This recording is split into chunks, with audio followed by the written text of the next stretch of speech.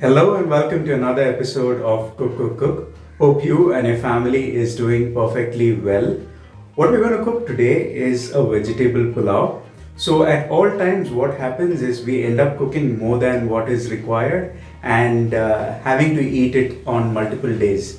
So today what we will see is how we can make it with perfect measures so that we have sufficient for a family of 4 or 5 people.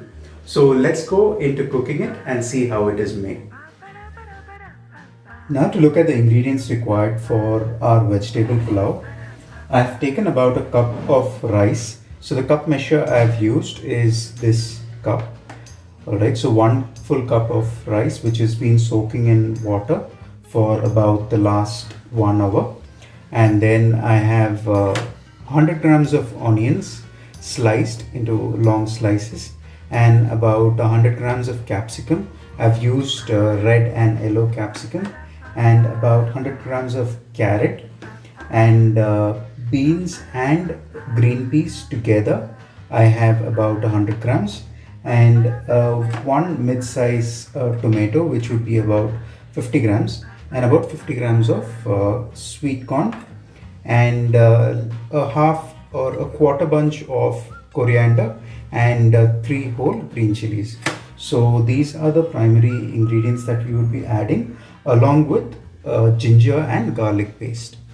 So let's go and see the process of cooking the pulao. To cook a pulao, I have a cooker on the stove and this is hot right now, and I would be pouring about 2 to 3 tablespoons of oil in it. So you have a choice of using the oil that you like, and then I will put in about a teaspoon of jeera or cumin and let it splutter. While that's happening, what I will do is I will add in our onions, which is about 100 grams, and along with it I will add few whole spices, not too much, very little, so that you are able to enjoy your pulao. I have 1 star anise, a small piece of cinnamon, about 3 cloves and 2 LICs of cardamom. We will now give this a good mix. Our flame is at maximum while we are cooking this. We want to cook the onion until it's half done, so we can add in the rest of the ingredients. So at this time we can add in our salt. We can start off with a teaspoon of salt now and later check for the flavor and add in more if required.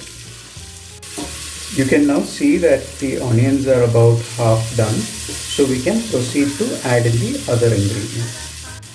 So I'll first add in my tomatoes because they would give a lot of water, and give it a quick mix. So I can add in my 100 grams of peas and beans mix.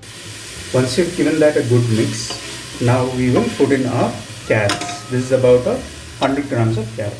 Now I'll put in my green chilies, about 4 green chilies. The reason I'm putting the green chilies whole without cutting them is since we have beans, and if you end up cutting the green chilies, whoever is eating the rice might assume that the cooked beans are chilies and keep them aside. So I'm putting the green chilies whole so that nobody ends up wasting the beans. Now I'll add in my capsicum. I've taken 100 grams of yellow and red capsicum mixed. I also have about 50 grams of sweet corn, and the last would be coriander. So once all of this has gone in, we can give this a good mix and then we can put in our water.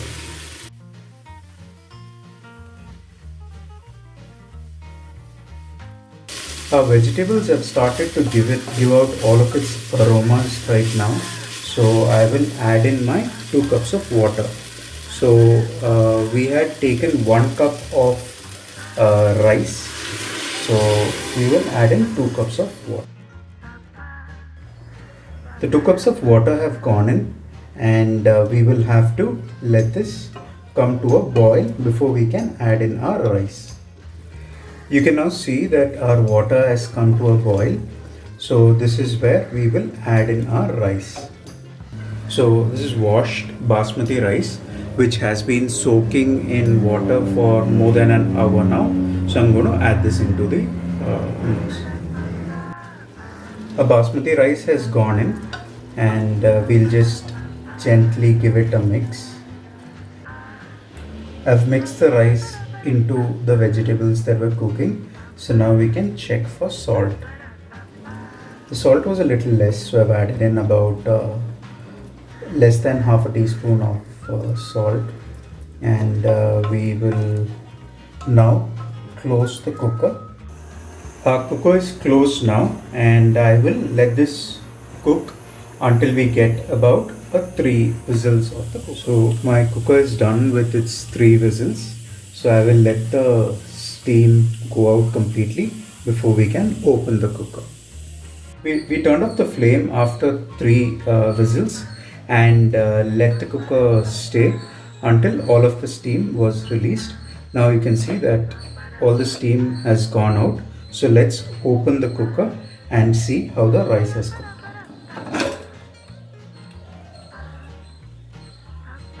You can see that it's cooked without too much of water. So what we will do now is top it up with a tablespoon of ghee and let it stay in the steam itself for a few more minutes. I'm pouring in the ghee from the top, and I will close the cooker. You can see that the rice has cooked as well, and it's gotten quite long. So we will wait for the ghee to go completely into the rice, and then we can serve this up. I have served up the rice. You can see that it's perfectly cooked.